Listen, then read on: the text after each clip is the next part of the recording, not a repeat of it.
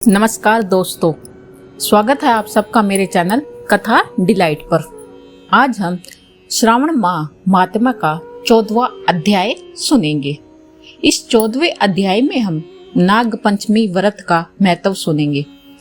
तो ईश्वर बोले, हे महामुने, श्रावण मास में जो व्रत करने योग्य है अब वो मैं तुम्हें बताऊंगा, आप उसे ध्यान से सुनिए।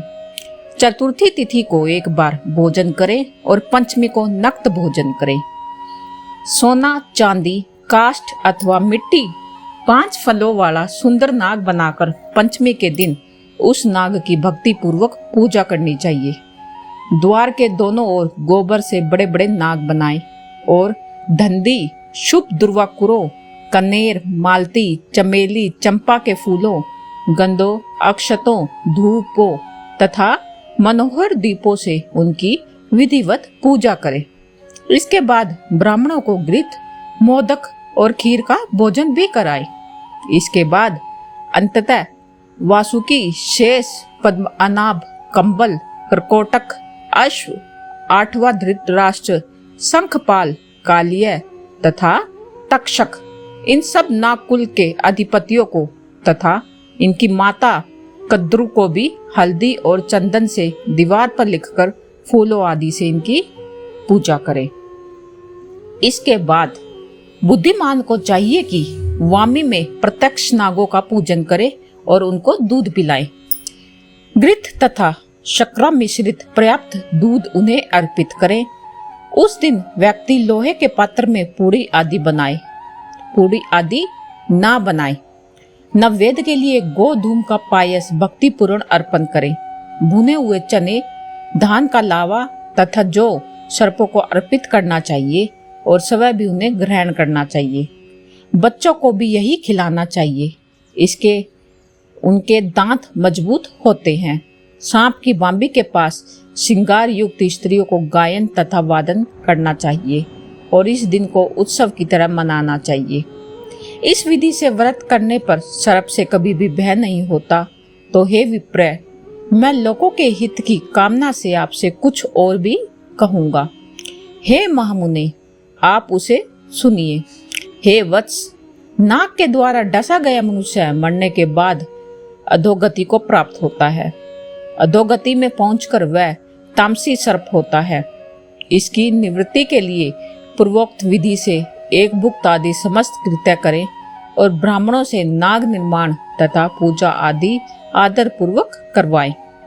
इस प्रकार 12 मासों में प्रत्येक मास में शुक्ल पक्ष की पंचमी तिथि को इस व्रत का अनुष्ठान करें और व्रत के पूरा होने पर नागों के निमित्त ब्राह्मणों और सन्यासियों को भोजन कराएं।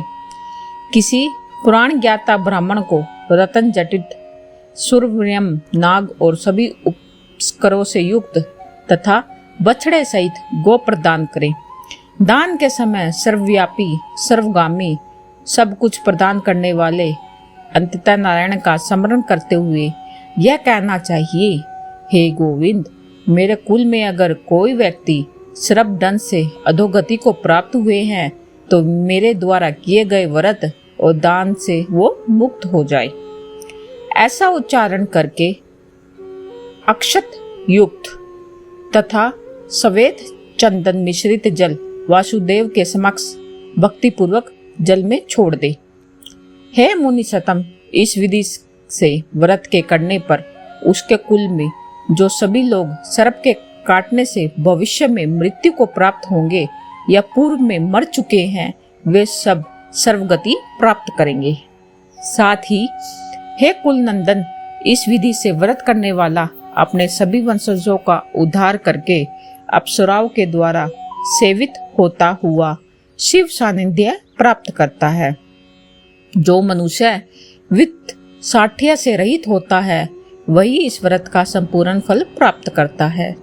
जो लोग शुक्ल पक्ष की सभी पंचमी तिथियों में नक्त व्रत करके भक्ति संपन्न होकर पुष्प आदि उपहारों से सौभाग्यशाली नागों का पूजन करते हैं, उनके घरों में मणियों की किरणों से विभूषित अंगों वाले सर्प उन्हें अभय देने वाले होते हैं और उनके ऊपर वो प्रसन्न भी रहते हैं। जो ब्राह्मण ग्रह दान का प्रतिग्रह करते हैं वे भी घोर यातना भोग कर अंत में सर्प योनि को ही प्राप्त होते हैं।